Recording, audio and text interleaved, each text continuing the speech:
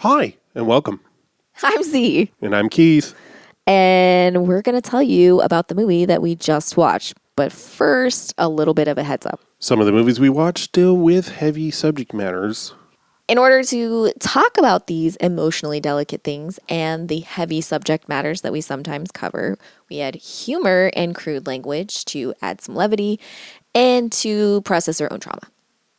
If that doesn't feel fun or safe for you, we completely understand. Please take care of yourself first and foremost. And we spoil the end of pretty much every movie that we watch. Now you know. On with the show.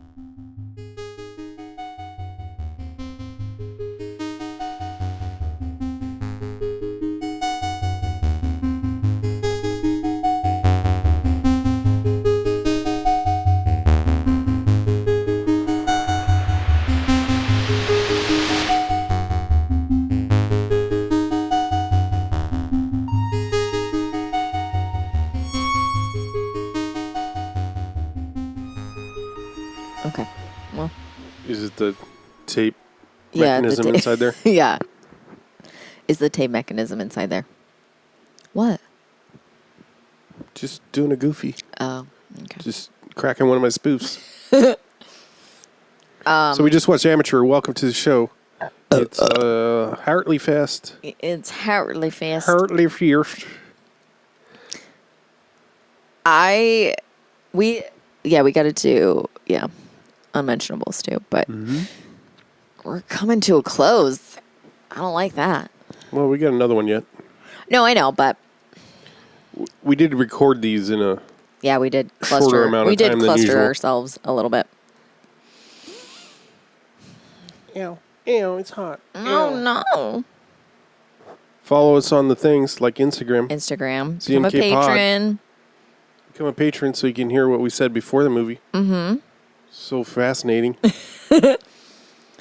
Plus, we do episodes specifically for our patrons. That's right. So that's nice. I didn't fart in this lobby. Isn't that crazy? That you know of.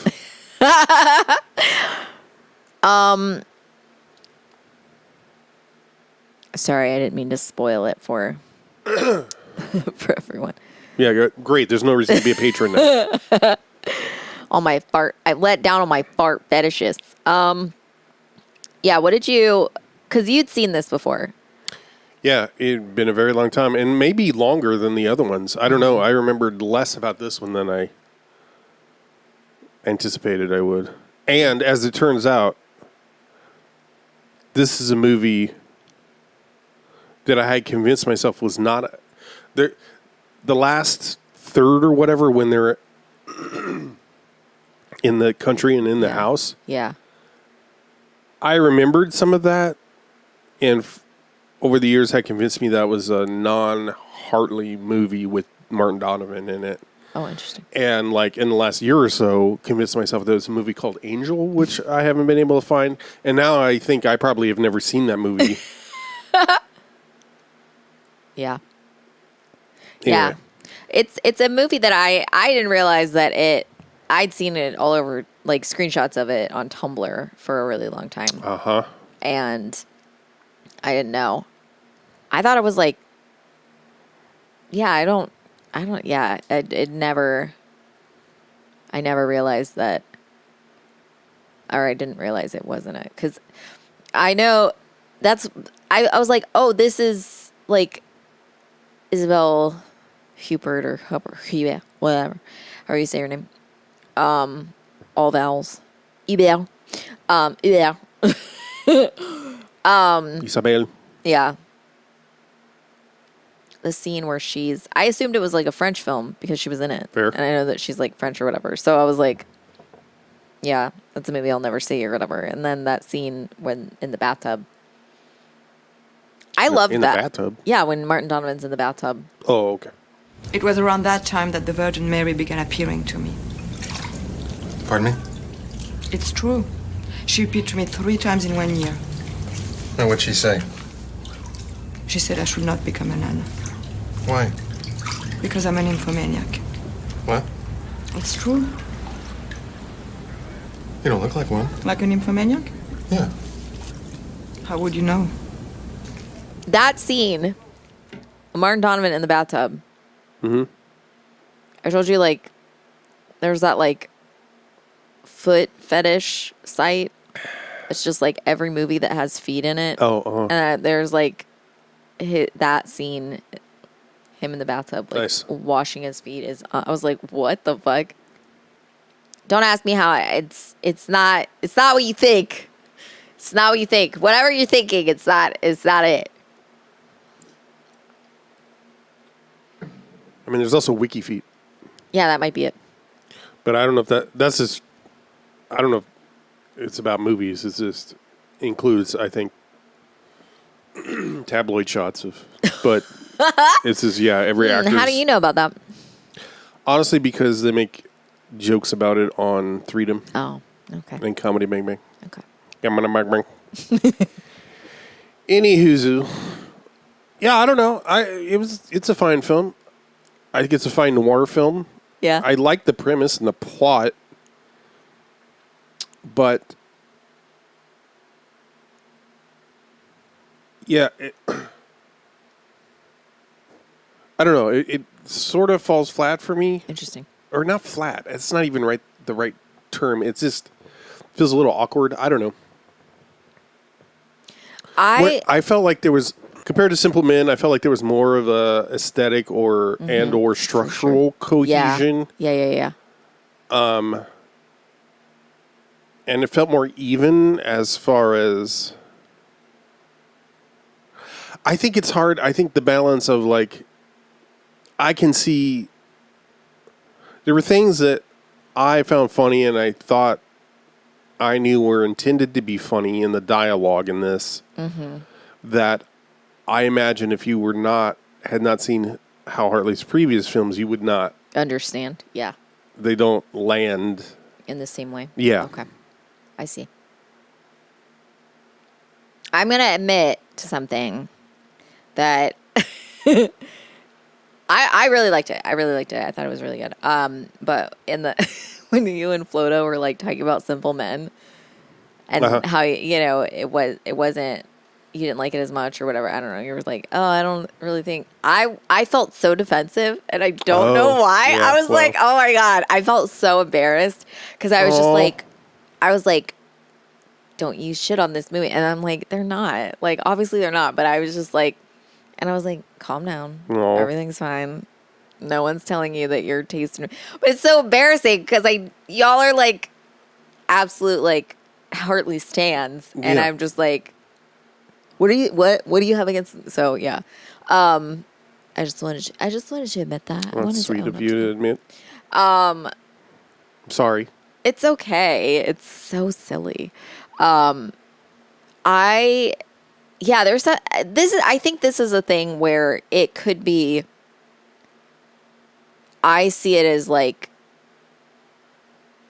not doing the same thing over and over again.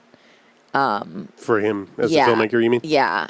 And, but still having like his same Yeah. signature. So like I end up really liking the things that make it feel different. Yeah. I really enjoyed. I was not expecting to. Not that I wasn't expecting to enjoy it. I was just like, now I'm like, oh God, I'm like, one of these movies I'm gonna hate or Yeah, I'm not right. gonna like because I can't like absolutely. when's the other shoe gonna drop or whatever? Yeah, like every one that we've watched, I'm like, do I like this one the best so far? And I'm like, oh fuck. Yeah. Again, it just makes me want to rewatch Trust. But there was so much about it that I was like really, really, I was really struck by in the way they like, yeah, it was just, there was something really,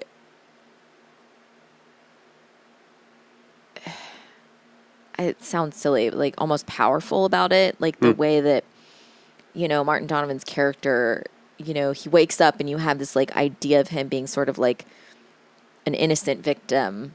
And then when you find out anything about him, he's the villain of the story essentially, or he's the villain to everyone else. But like, so it's this interesting thing of like, he's both, you know? Yeah, and right. He's given, there's space for him to be both. And that was something that I felt so, like, is so rare for, like, especially like a male lead character to have, like, and not trying to be like, that's not really who I am, or like, I'm really a good person deep down. It was like, there was just like, you know, he lost his memory, so he doesn't have any reference to be a piece of shit anymore. And like the interesting sort of like question of like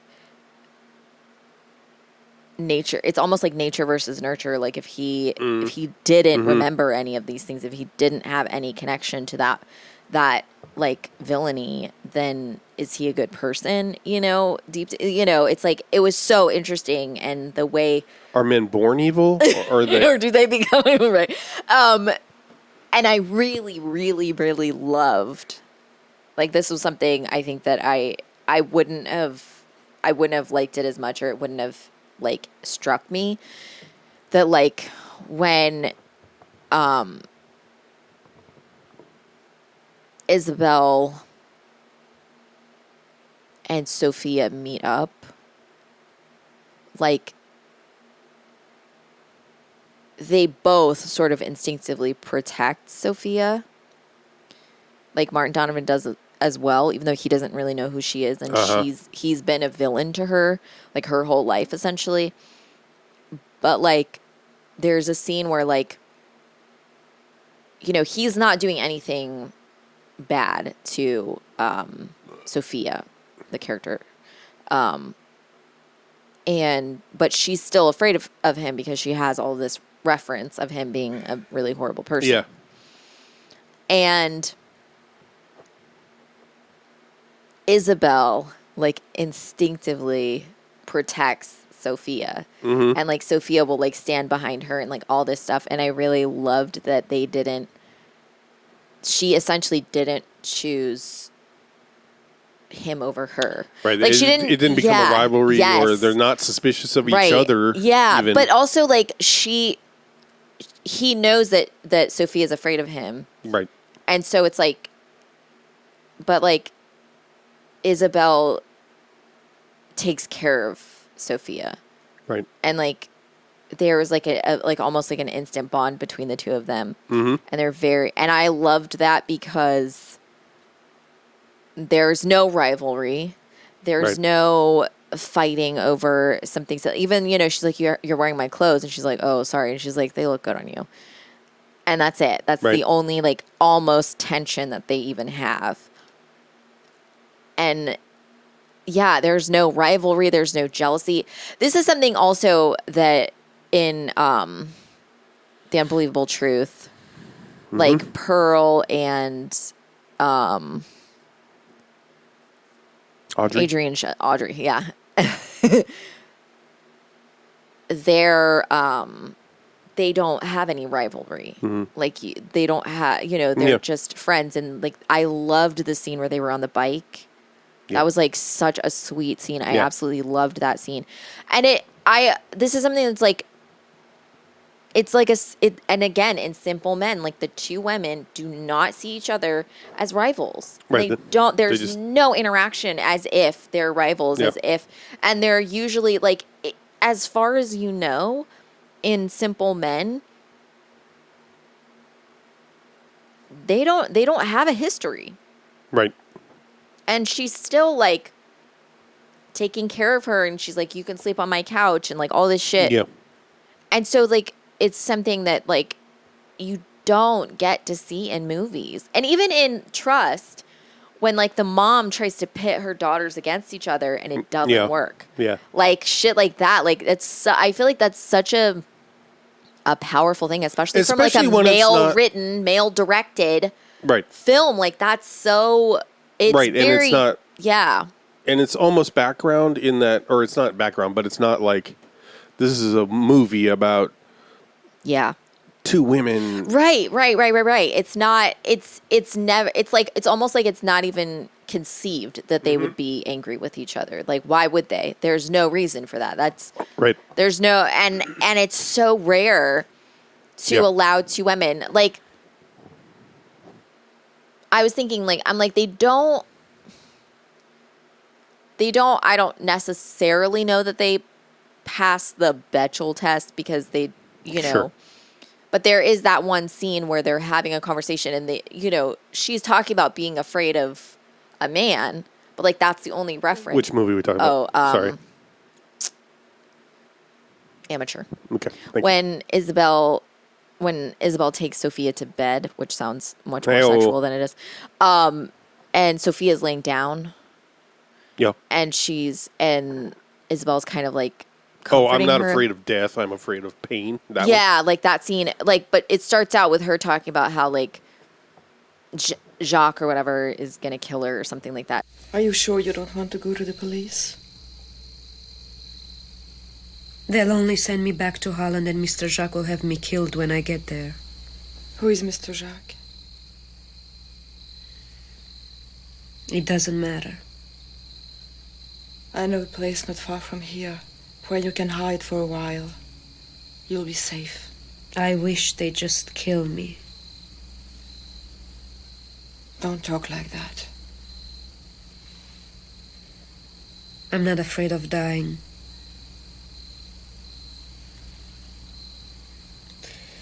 I'm afraid of pain. That's the only reference to a man. They're not talking about a man. They're talking about being afraid Oh, yeah. of a man. So I'm like, does that count? I mean, I know a man, but they're not like talking about like, Right. and then the conversation goes somewhere else entirely and it doesn't go back to, it's talking about sort of like feelings that are arising and all this stuff. And I mean, given that there's like, 5 people in this movie, it's not, Yeah. it's not, it's going to be hard to, Right. pass any sort of Bechdel. But I was like, that's pretty impressive for it being like Yeah. a movie where there's so many men that are trying to harm women. And yeah, I don't know. There was something really, I'm really glad we're doing this because Hartley films are really, I'm really getting like, I'm getting really struck by sort of like the stories that he tells Yeah. and the way he chooses to, like, the way he portrays tragedy, the way he portrays things that are sad aren't even like, they're more real than it is like manufactured to make you sad. Like Yeah. Right. in Trust, the woman It's that the same kidnaps thing the where it's baby like- because she, like it's the whole backstory, but there's a woman that takes the baby, Oh, yeah. and like it's a really like kind of sad thing where they find her and they take, and she gives up the baby and shit like that, or I don't remember as much, but like that's like a really like intense thing that's going on, Yeah, right. and Yeah, that's the thing I'm not quite sure how to feel about. yeah. Like, I had forgotten. I had to think. When I saw this in the 90s, I would have had very mixed feelings about a very mixed relationship to pornography, period. Yes, yeah. Personally, I would have, of course, been wanting to look at it, but Right. also feeling like I was a bad. I'm sure there was some leftover just Yeah. immorality feeling about it, Yeah. but especially from a feminist perspective, where Yeah. but like it doesn't stand out in the same way now, and I know that's partially just because of my relationship has changed. Like I don't. Yeah. Porn is ubiquitous at this point, so it's not. Yeah. But I remember it being the way it's talked about sort of nonchalantly. Yeah. I mean, it's not because like one of the whole things is Sophia's character has been essentially sex trafficked. yeah right, and so that feels a little like I don't know how to feel about how that's. I get you. Yeah, know what I for mean? sure. Yeah. She says it once, basically. I mean, it's referenced that yeah. she's in films, Yeah. and then the fact that the movie he rents is called Gang Rape. Like that's just the title of it. Yeah. I know. Well, I think, what was interesting about that to me is that, like, she's saying all this stuff, and you're just like, who's she talking about? And you're not really connecting it to him. And then she was like, and then you figure out she's talking about it's Thomas or whatever, who's Martin Donovan's character, and how he's done all these horrible things. And she lists, like, absolutely terrible shit. Like, he, like, Got me addicted to drugs. I hate him. He took advantage of me. He got me hooked on drugs when I was 12. He put me in pornographic films. I'm sick of it. I want to change my life. He won't let me. I'm unhappy. I pushed him out a window.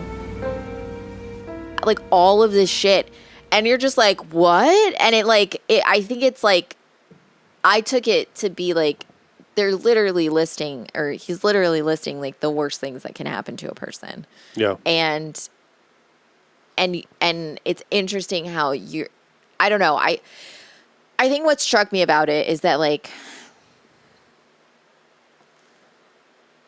I think it's both because, Martin Donovan was like in Hal Hartley movies as, especially like Trust and even Simple Men, like he's not any kind of villain, Yeah, right. And in Trust, he's sort of like the good guy, or the guy that you're sympathizing with, and you understand why he's going through all of these things that he's going through. And then in Simple Men, he's just kind of like the background, funny guy. I mean, he's not, you know what I mean? Yeah. He's just, so in this one, I think you're associating him with, you're like, okay, he's the lead again. We're going to be on his side, or he's the one that's been victimized because, he comes in and he's bloody and he doesn't remember anything. And then you're thrown into this, like, he's the worst person that all of these people have ever known. Right.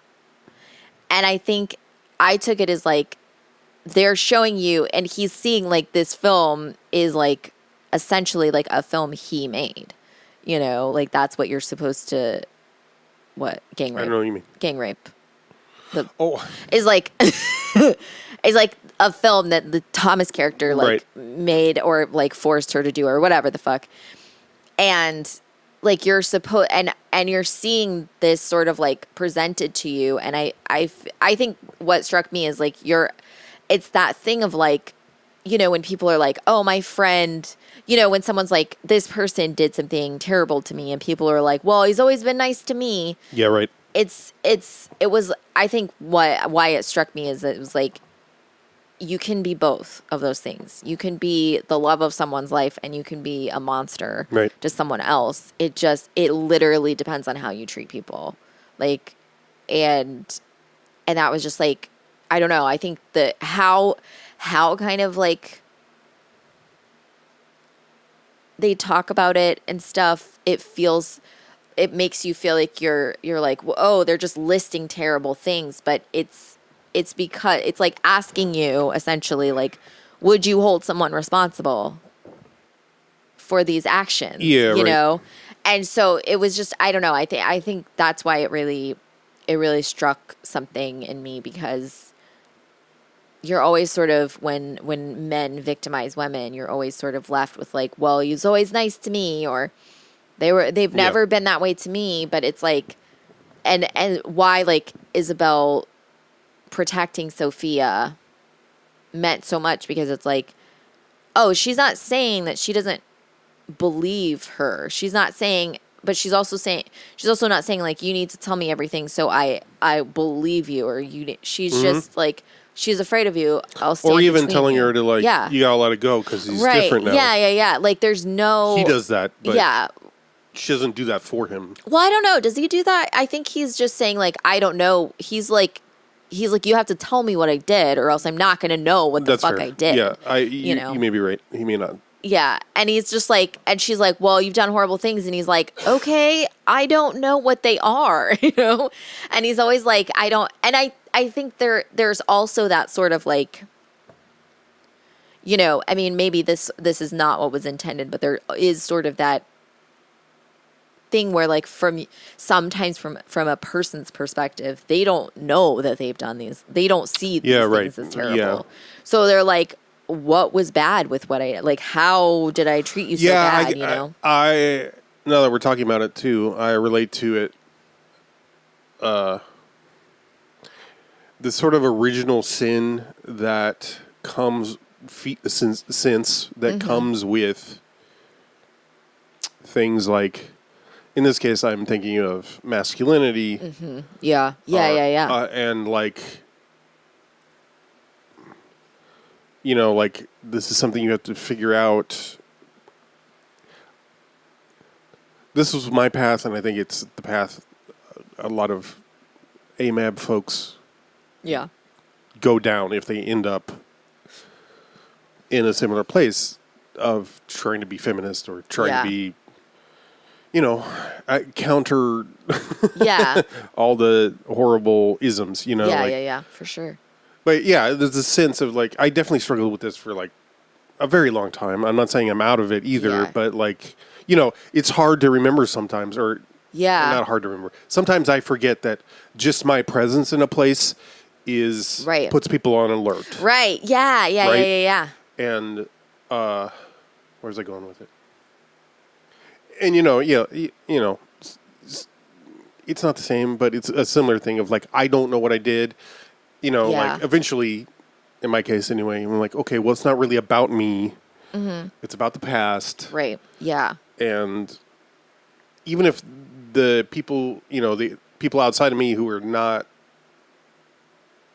you know, who knows what their history is. Yeah. It doesn't even matter if they may not have even ever been hurt, but they have plenty of reason to have their guard up when a man enters the room. Right. Yeah. You know, yeah. And like, and it's such a, it was such an, and you see this with a lot of, especially around whiteness and white men being like, I don't own slaves, you know, or like, I've never done anything. Fucking do this. It's like, I never raped anybody. Yeah. I would never hit a woman. Right. And it's just like, no one's saying that, you know? Anyway. No, I think looking at it as sort of like a broader representation of like maleness and like, or like masculinity and maleness as our society, you know, forces it onto people. His character could be seen as like more of the just men in general. Like some men have done absolutely awful, horrible things, and others might not do that, but they still represent the same, like they're still part of that same place of fear and danger, because like, you know, he doesn't remember. So like, he doesn't know any of these things. He doesn't recall. He has no idea. But at the same time, like they're showing that he's doing things without thinking about it. Like he's smoking and he's driving and he's doing things without remembering it. So it's like, there's still that like, you know, you're still part of this. You're still able to, you know, so where is and at the end she says like Timothy or whatever, she calls his name, and he turns around. Thomas. God damn it. Thank you. The fucking episode, the Critters episode where I was talking about Tim Robbins, and I just, in the middle of talking about him, changed the name. And I was like, what? I didn't. Oh, is that what happened? I was like, Tim Robbins. And I was like, yeah, so Tim Robinson is in this. And Tim Robinson, yeah. And I just like changed and like out of fucking do this. yeah. I was like, what the fuck? I'm so fucking terrible with names. Anyway, so like he turns around, which implies that like either he does remember or like he has like a sense of who he is, or there's muscle memory there. So yeah, I don't know. There's so much. This is a movie that I definitely am gonna want to rewatch. There's a lot to this. Yeah. On that note, I felt definitely distracted because as I've said many times at this point, I own this on VHS. It's one of the few VHS commercial grade film releases I have. Yeah. And I've had it since the late 90s. So we watched it on a DVD. So I have, thanks to my work, shout out to Vietnam Veterans Against the War. I have a machine that will digitize VHS cassettes. Yeah. So I did that for amateur. Or no, it digitizes, but it burns them to disc. Mm-hmm. Oh, I guess that's what we watched. I was thinking there was another step, but no. That's the version we watched. Yeah. It felt like it felt like watching it on video. Yeah. Being broadcast. I said to Z when we were watching it, I feel like I'm watching the BBC. Yeah. I felt like I was watching something on PBS. Right. Same thing, weird sort of like the way it's shot. Things seem almost faster. Yeah. It was wild. Yeah. It felt like how. And it was in 4x3. Is that what it is? Yeah, 4x3. Yeah. And I realized I loved that. By the way, I know you were all about it. To me, I could not stop thinking about it. Yeah. And it really detracted from me, or definitely distracted. Like I'm like, but it made me very intensely curious about watching it in at least a cinematic aspect ratio, Yeah. So I'm trying to find I'm down to rewatch. There's so much. Yeah, there was just so much to it. And I double checked. It was shot on 35 millimeter. So yeah. And that's just that's how all VHS is like that. No, totally. And like I think I don't remember if I said this, but this is probably how I've only ever seen it that way. Yeah. So yeah, it's wild when you like watch things that have been like digitized. And yeah, it reminds me of when I first encountered watching things on like a high def television. Yes, right. I remember house sitting for a friend, and they had a giant ass stupid TV. Yeah. And cable and all the 9 yards, and all of the 9 yards, every single one. Not just 8 of the 9 yards, and but all there 9 was, of the 9 yards. I think it was Oklahoma. Oh, when wow. I was surfing, and I was like, "This looks so wild." Yeah. It reminded me of what do you call them? Viewmasters. Oh yeah. You know how that the little goggles that you just click. Yeah, and they have the discs. Yep. What? For all the people listening, they'll know exactly what we're talking about. Yeah. I always considered the GAF Viewmaster an ingenious invention of great educational value. Gee, I always thought it was just a lot of fun. But they're in 3D, right? Yeah. Just the thing that always struck me about those is how the 3D is set up, because there's just layers. It looks like multiple layers of 2 dimensions. Yeah. It's like a shooting gallery. You know what I mean? Like where you have the ducks going by, and then there's a row behind it. Well, like it's almost like I said. It's always I meant. It's almost like it's almost as if it's sped up slightly. Like you're seeing all the movement, like because it like adds frames. Or something, right? Yeah. Like, you see more frames than are there. And and you're just like, or like I don't know. And it's so weird. It's so weird. Yeah. And I like at the beginning when he's like on the ground and Sophia runs up to him. I was like, oh my God, it looks so. I was like, oh wow, it looks so strange. Yeah. But yeah, at the end, like after the movie, it like stops, and then like it's got the like black and white fuzz that goes on, and it like the tracking and all this stuff yeah. was going crazy for like a full minute. seconds. Oh. Yeah, I was like, oh, I need to sample this. I need some of this. I need this. But yeah. And we had some coming attractions beforehand. Oh my God. Yeah.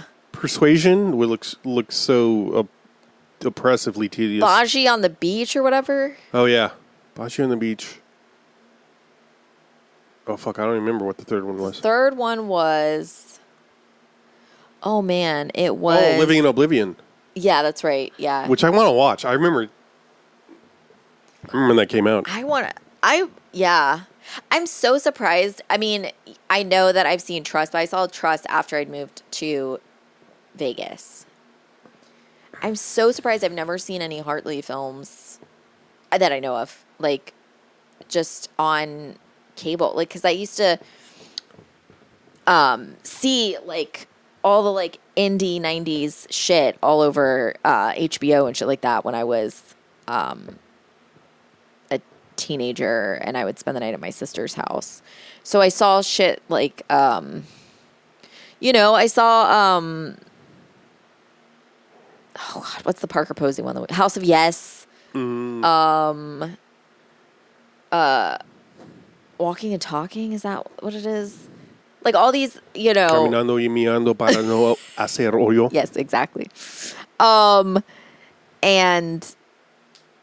so I'm I surprised don't know what that movie is. Walking, it's like, it was like one of those indie ones, like set in New York, where it's just like the life of someone that's, it's Anne Heche, Catherine Keener.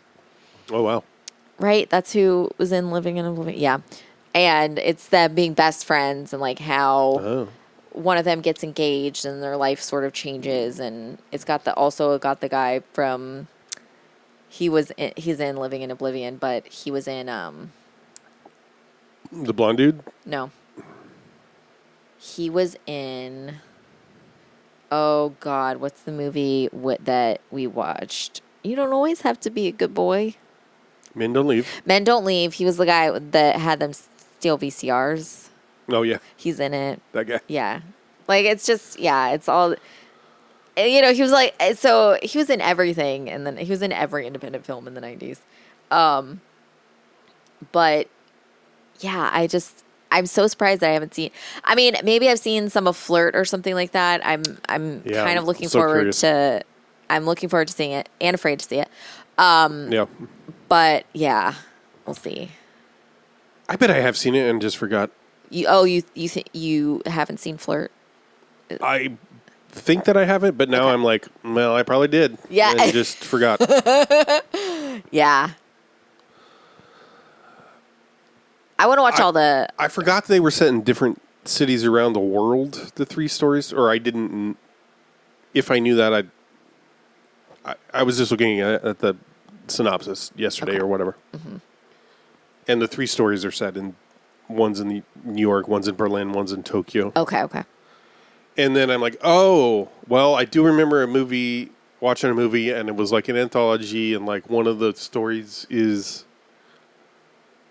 And I believe set in Japan. Oh, I see. Oh, and okay. I remember it being about like this dude being worried about being able to perform as a sexual partner. Hot. And some, male family member, somebody giving him like a formula for like a rhythm to do. Oh, wow. I'd be very surprised if that was right. Flirt, Yeah. but also not. Is it? Oh fuck! What's that? The rhythm. Oh, that song that blew up because. Seabat? Yeah. Is that the name of the song? I think that's. Oh yeah, because it's Hudson Mohawk or whatever. Yeah. Oh god. Yeah. Yeah. We gotta watch Hudson Hawk. Maybe when Bruce Willis finally kicks. Finally kicks. This is the first title that really makes sense to me. I realized once I decided to think about it. And I'm like, oh, well, Thomas is an amateur because he's brand new to, Life. yeah, he's all brand new. Sophia is an amateur at trying to Live life. have her own life. And, Yeah. first it's trying to do crime. Yeah. And Isabel is an amateur at Sex. love, sex. Yeah, that was something that I don't know what to do with the Damien Young character. Exactly. I mean, he was Yeah. a great addition. yeah. Man, the scene where Sophia gets shot and he just runs after the guy and just keeps shooting him. I was like, So good. at that I literally was like watching it like this. I was like, Yeah. I thought it was both sweet and like very like heavy at the same time. Yeah. I was like, wow. Right. I mean, also you laugh because he just keeps running all over the place. He and runs shooting. ahead of him. He runs ahead behind of him. him, behind them. He just He keeps running out of frame and back in. Yeah. just I to mean, it probably shoot the guy. isn't out of frame in the whole Well, I don't know. it's- Hartley loves to have people Well, it's be true. out of frame. It's true. Once that scene started, I was like, oh, yes, I remember this. Yeah, I was just like, wow. There are Virgin Marys all over this movie It's true. There in the are. background. Yeah. And I think that's something he does pretty often, Yeah. or I'm starting to think. Be good to her. Yeah, She'll be right. good to Fucking Robert John Burke. It's hilarious because like I was like, oh, he's fine or whatever. After I watched like The Unbelievable Truth, every time he's in an episode of SVU, I'm like, oh, it's our boy. I know. I'm like, oh my God, there he is. I don't know why. I don't know fucking why. I'm just like, yes, Ooh, woo. there's our bae. Cute baby. Yeah. He's so attractive. Yeah. Ice cream's so good. Gang, Gang, gang, gang, gang. I hate it.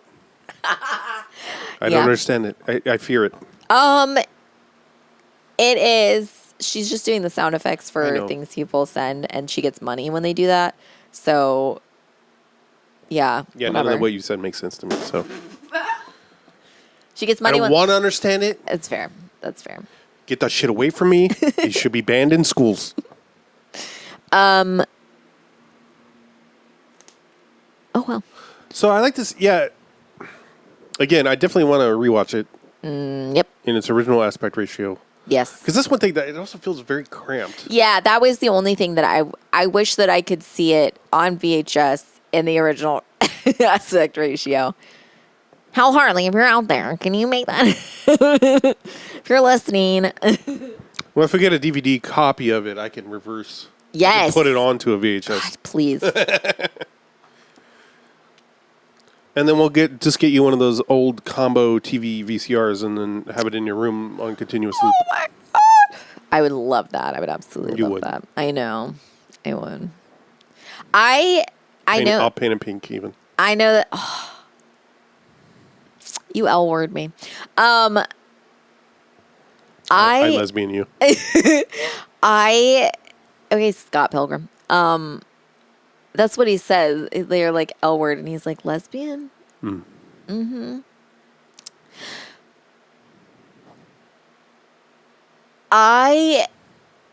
There's something very specific about the like a VHS of something, and I don't know what it is. I felt like this since Sure you do. things went to DVD. No, I mean like it's not even about nostalgia. I remember when things like when you could get it when VHS was still around because it was like the sure. early aughts. It was when like Yeah. DVDs started getting pushed, but you could still get VHS Mm-hmm.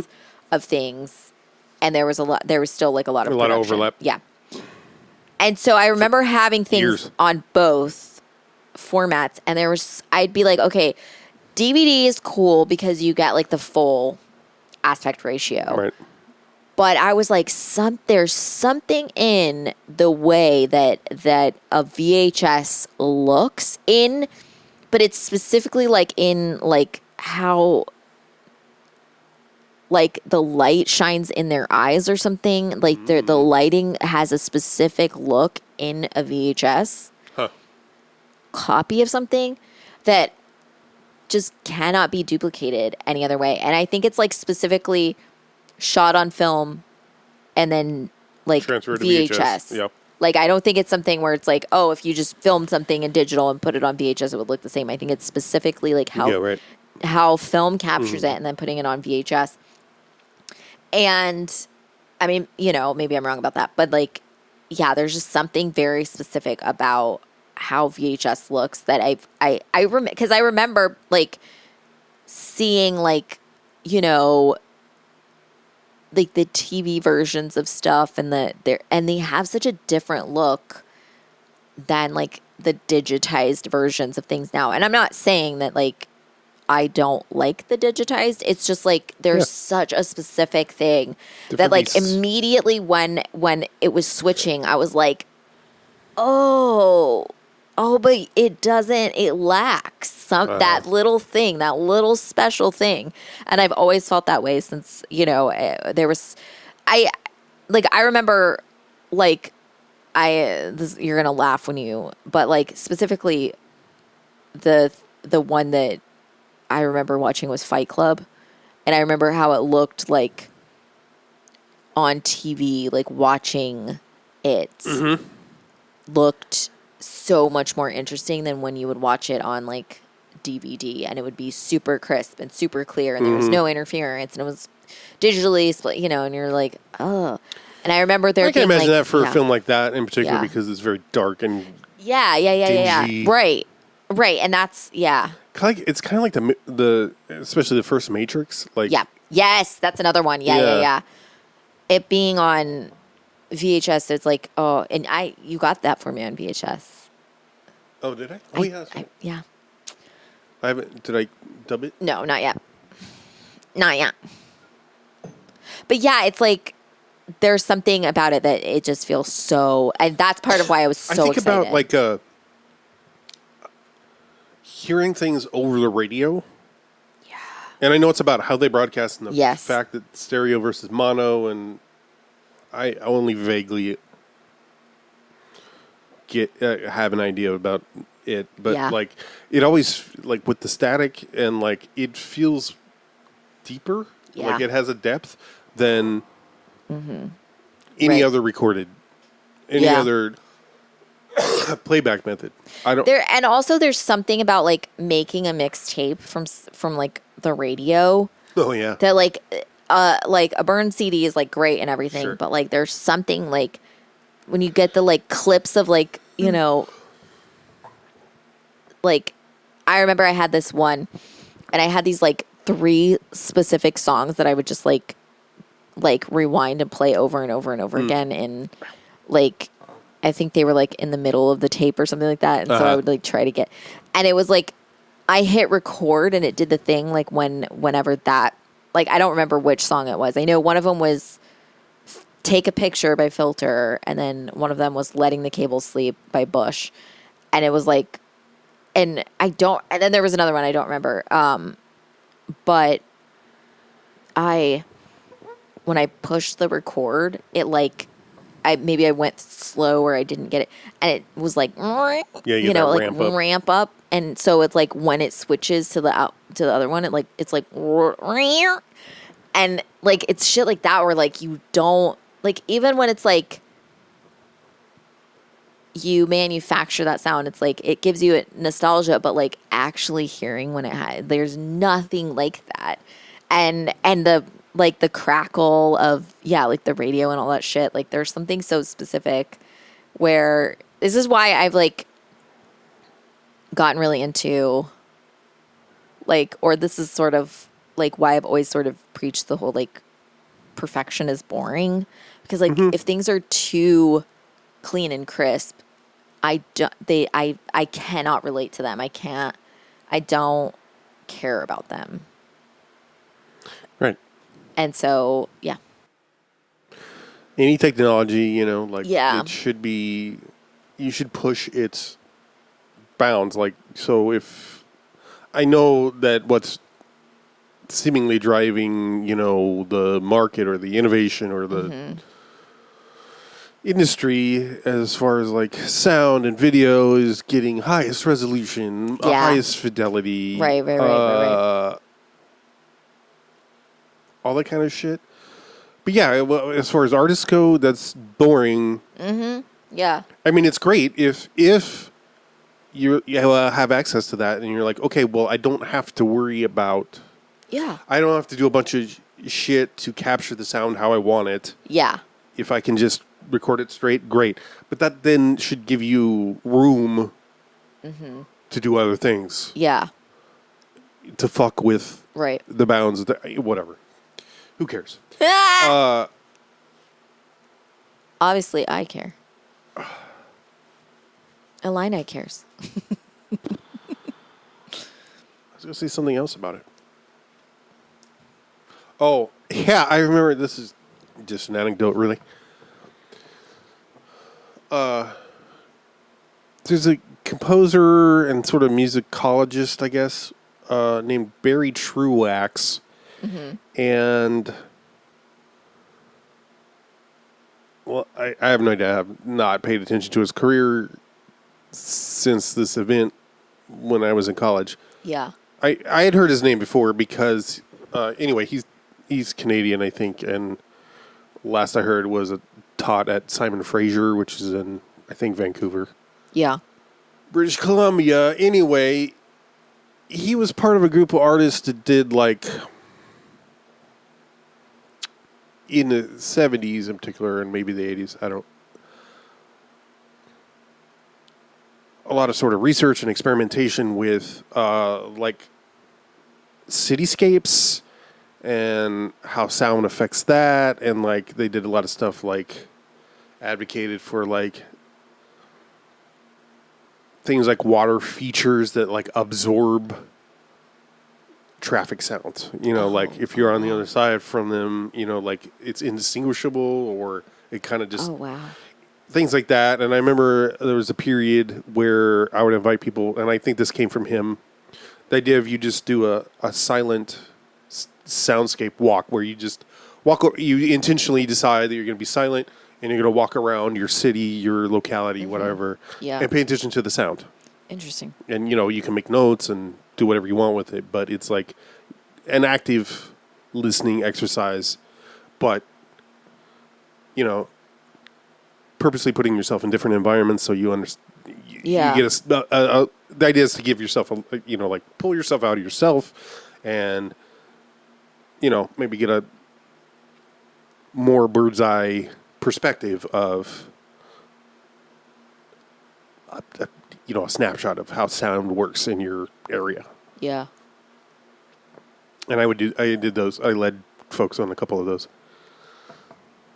But so the anecdote is that he came with some students to Evergreen, where I was a student, and they were doing a lot of the showcase was multi-channel sound. So like, you know how surround sound is like 4 speakers and 5.1 is 5 speakers and then a subwoofer. Okay. Which means you have 5 speakers. You know, it's like front right, rear right, front left, rear left, and a center one facing you. This is how movie theaters are set up now. Okay. If they're in 5.1. Right. But they have unique channels, which Right. means like they're not, I mean, sure there's going to be overlap, Right. but it's not like the 2 on the right are playing the same thing. Right. They're going to be slightly different, and the idea is it is an immersive space, right? So you feel like you're surrounded. Yeah. That's why it's called surround sound. These folks were doing stuff in 8-channel. Oh, wow. Right. And it was pretty interesting for the most part. But some of it was literally just field recordings of like walking into a cave, or like the idea, I don't know if it was field recordings, but like, or the idea, you know, they tried to synthesize an environment by doing this. And there was one that was kind of interesting because it was like trains going by. But what my teacher Arun said was like, yeah, it's like the he's like, it's like the 19th century never happened because Right. Yeah. he's like, it's basically field recordings, you know, Yeah, like they're yeah. it's just replicating Right. nature or your environment. There's just like no composition happening Right. that much. Yeah. Yeah. I don't know. That's just, you know, it's a fancy technology. Right, Because you can have yeah. as many channels as you want. Yeah. And people have been experimenting with that since we've had speakers and right. multi-channel tape and stuff. So Yeah. like early mid 20th century, you know, like it's easier to do now. That's great. Mm-hmm. But also Right. But there's that like sort of like there's that weird like almost clipping sound or something that like you'll hear in things like from TV, like old commercials and stuff from like the 70s or 60s where like things sound like really like warbled and like really blown out and shit like that, but they're not super loud. Like that sort of sound, it's like it's something that like you can't really like you would have to use a lot of technology to manufacture something that's like simplistically there in older technology. Yeah, right. So it's like really interesting that like you're like, oh, we made it better, yeah. and people are like, oh, I miss how it was. Yeah. You know, it's like that sort of like thing is like there's a magic in it being imperfect because like, you know, it's sort of like when, you know, fucking like live CDs and shit like that. Like I don't want to listen to a concert happening. Oh, I never have. Like I hate live yeah. recordings. That's sort of what Whatever that's like the medium is. cleaner it is. It's more like you're just listening to it in the same room, which is like cool and all. But where's the, you know, like there's not like if the technology isn't actually adding anything to it, it's not like doing anything to it. It's just a recording and it's straight up and it's so clean and so perfect and it's yay. So fresh and so clean. You're like, okay, thank you. It's like, oh, okay, that's it. Oh, okay, that's you know, there's something. It's interesting. In general, I don't want to go to a live concert and Right. it sound exactly like the album. right. Yeah. There's no point. Right, but likewise, I don't want to buy a CD and it be a live recording. Absolutely. I think I don't want to listen. Yeah, I hate recordings of concerts. I think they're yeah. Oh my god, I don't understand. at best. I'm just angry that I wasn't there. You know what I mean? Yeah. The only exception to this is that the fact that it's the only version of this song that Yeah. exists in that's I Want You to Want Me Yeah. by Yeah. Oh, really? yes. Did not expect you to live at Budokan. Yeah. Speaking of it, I didn't know until a few years ago that Benny and the Jets by Reginald yeah. Elton John. What? That's his real name. It's the fact that you said Reginald and then you went Elton John. Like it's like you gave up on it. I did because I don't remember his given last name.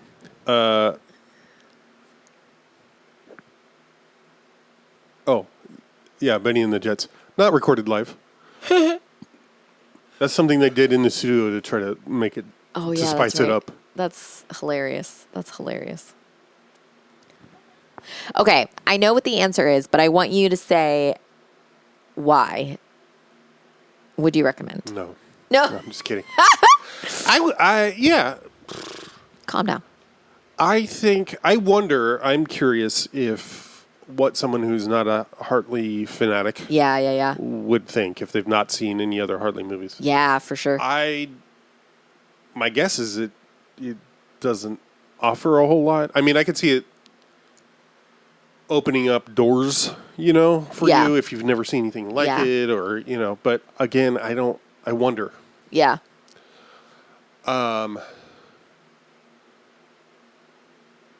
Yeah, I'd put it in the order that we've been watching things as far as like Yeah. a recommended sequence for viewing. But Yeah. I think it has some like I said, it feels more cohesive Yeah. in a way than Simple Men. Yeah. I don't mean to harp on Simple Men. Simple Men was a lot of fun and really good. Yeah. Simple Men has some moments that are just, for Hartley, feel very hit you over the head. Like, there's nothing but desire and trouble. And he says it like 5 times. And be good to her and she'll be good to you. Like, why? Those aren't deep. Like, yeah. Yeah. and they don't. Yeah.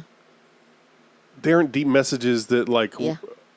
I don't, as far as my thinking, don't, like, contextualize the events of the film in any Yeah. deeper way, you know? Yeah, or like, yeah. So that's always, that feels weird to me about that movie. Anyway. Yeah. Oh, we didn't mention that we got Parker Posey. Yeah, Parker Posey's in it. For the 3 seconds she's in it, fucking hilarious. Of course. And the guy that... All right, honey? Honey, you be careful out there! Well, Nicole, let him be. He's got to learn to get along on his own. Come on, now. Why are you worried about that, man? Come on, girl. Are you gonna be okay? You be careful, honey. But even the guy that she comes in with, he would, like, their interaction was so... Kaya comes in. The guy that... their dynamic is great. So funny. Like, I love their back and forth. He's apparently in a lot of Kevin Smith movies. They're back and forth when he's like... She's like, maybe it's rabies. And he's like, you think? And he's like, rats. And she's like, really? And he's like, rats with rabies. And they're just like going back and forth with like hypotheticals. It was so funny. But like when she's like, I love your place. He's like, isn't it great? It's just he's a fucking squatter. And Nice she's like, lamb. I love your lamb's so nice. He's like, thank you. There's no cord in it. Are you kidding me? Oh God. But the Damien Young, is that who it is? Yeah. Fuck, when he runs out of the police station and gets in the car But then gets out of the car. and drives and then stops and gets out and shoots the gun again. Dwight Ewell is the other squatter. Oh, yeah. I was going to say, that sounds really familiar, but it might sound really familiar because I was looking at the cast list for most of the movie last night. Also sounds like Huell Hauser. Okay. Wow, look at that. There's another train. Remember that video I showed you? California's gold. Oh, God, that's right. God. Oh, man, that was... You want to see how to make a dog happy? Now that's an avocado-eating dog. R.I.P. And Michael Imperioli. Yeah, and that one guy that was in... Go on. That was in A Brother Where Art Thou and Watchmen. Oh, yeah, one scene that guy gets. Yeah. Who played the fucking lady cop? She was great. Oh, she was so funny. Hi, I'm Officer Melville. You can call me Patsy. They send people to me when they have no identification. Sometimes they don't even know their own name. I find that so incredibly sad.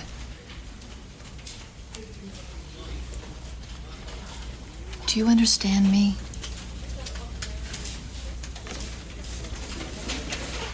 Can you hear what I'm saying? God, I can't take this job. You gotta toughen yourself up, Melville. What do I have to do? Become completely insensitive? Tim Blake Nelson is who you're Yes, talking about. Tim Blake Nelson, that's right. How about the ADR for the phone conversations? I felt very strange to me. Oh, the fucking, the pornographer or whatever that she's trying to sell her story to. Yeah. When he, oh my God. Yeah, this, oh my God. I just to say, I would recommend for sure. I definitely think if you've seen like any Hal Hartley film, but you haven't seen this, you should watch it. I think if you haven't seen a Hartley film, I think it would be a wild introduction because I definitely think it's different than his earlier films. But it's very interesting. It is very noir. Like that was something that was really interesting. Pamela Stewart. Huh. Oh, that's who Pamela Stewart was. Okay. Officer Patsy Melville. I saw her in the credits and it struck me because the name wasn't Patrick Stewart, so I'm like Pamela Stewart. Another Seems piece to have no like. It looks like all her credits are like background. Yeah. Reserved woman, potential juror. Oh, Erica Librarian. Gimple was in this. Who? Erica Gimple. Or Gimple or whatever. Yeah, is she the one at the phone booth? The No, payphone, I mean? no, she's the one at the beginning when Isabel's just reading her fucking... Calm down, lady. She's like, yeah, and she just starts screaming at her. He pulled her back against himself. And she felt his cock against her. Like a piece of 2x4. In his trousers. Listen, lady, you better settle down. You're embarrassing my friend. Excuse me, can I have another coffee, please? The whole thing with floppy disks. I know, yeah. See, things like that, I'm like, I don't know if that, like, first of all, they're not, as jokes, they don't date that well. Yeah, but, like, I wonder. I thought that was really funny only because I'm like, that was like, I feel like those types of discs did not last long. Yeah. You know? And so I felt like it was really funny because I'm like, that's a joke that's like too old even for me. And I was around for that, you Yeah, it was know? old for And its so, time. yeah. And I think that's kind of funny because I'm like, this is something that's like so dated that's almost the joke, is that like it was already dated before, you know, like the movie even came out, sort of. Yeah. You know, so that felt more like the joke is these seem pointless. Yeah. You know, and that's always how I took the like what Maybe. why is it, it's square and it's not floppy, like what the fuck? Adria Tinner as the schoolboy reading the Odyssey. Yeah. Who I was like, what? That scene. That was so. I really liked though when he's like reading a porno magazine next to this supposed child. Yeah. And the kid's just like, let me see. And he's like, okay. And then the kid's like, oh, Sophia's doing another movie. What are you reading? Chicks.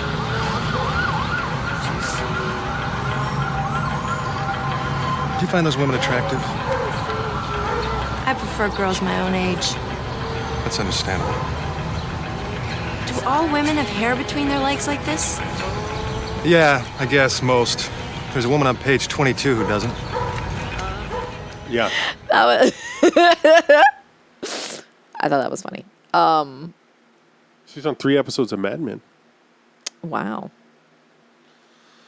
Yeah, I would definitely recommend for. I'm such a sucker for. I mean, Hartley. What really hits the note for me on all of Hartley's films, all the ones that we watched, especially, is that it does. I do love. We've talked about this so many times. I Yeah. love movies that feel like they could also be a play, or they could easily be Right. like just the sets are so bare bones, but Yeah. like also so intentionally set up, like how, you know, her apartment is like just like a bed and like maybe a fridge or something, and then Yeah. the bathroom is like this big bathroom, but all her books are in her bathroom, and she's got Yeah. tons of books, things like that like that's Yeah. so intentional. That's not just like Yeah, right. that's a decision was made in that, and it's so fascinating. And the fact that she has all these books, but anything you ever see her or Martin Donovan reading is pornography. Like it's so things like that are so fucking interesting. It was just like really. I think I'm wondering if, you know, he has such a rapid fire pacing and the dialogue and stuff. I wonder if that sort of undercuts the noir aspect.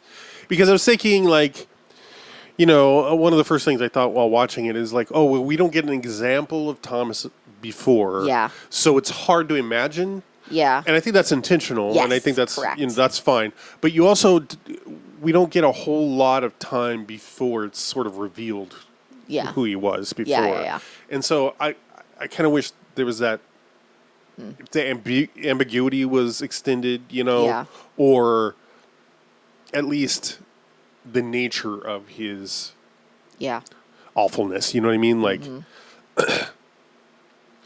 because you get Sophia's monologue about like what he did to her before you know who, you know, that it's the same person. Yeah. Well, I think that's when he Well, I was gonna say you get her list of horrible things done to her by someone. But the first scene is the two of them. Yeah. Right. Right. So you know there's some connection. Yeah. Potentially. Yeah. And then it's not long before the dots are connected as far as he's the one that did these things to her. Right. And so I feel like a more, typical noir thing would to have it be a reveal at the end, you know, like, I don't know. I think that's why I like, noirs can be hard for me. That's fair. And I'm not, clearly. I'm just glad there was no monologues. I woke up and I didn't know where I was. You know, like voiceover? Yeah. Yeah. It's only funny when the Venture Brothers do it.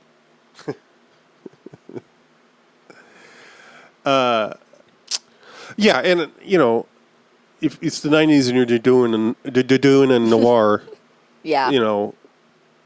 Do something with it. Right. Otherwise, you're just making LA Confidential or whatever. So, I'm not saying, make Maltese Falcon over again or something. Yeah. You know what I mean? I don't know, whatever. Yeah. Take your pick, but a Third Man or whatever. Yeah.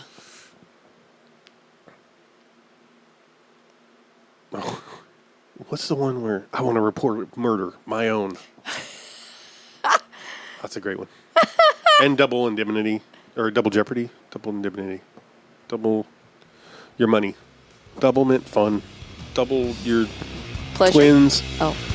Double your tits. Tried and I tried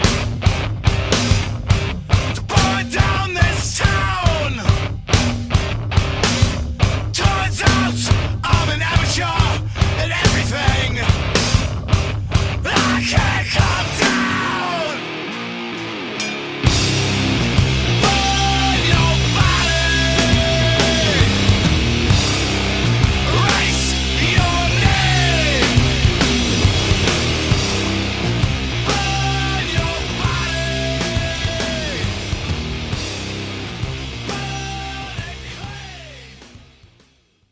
Calm down, lady.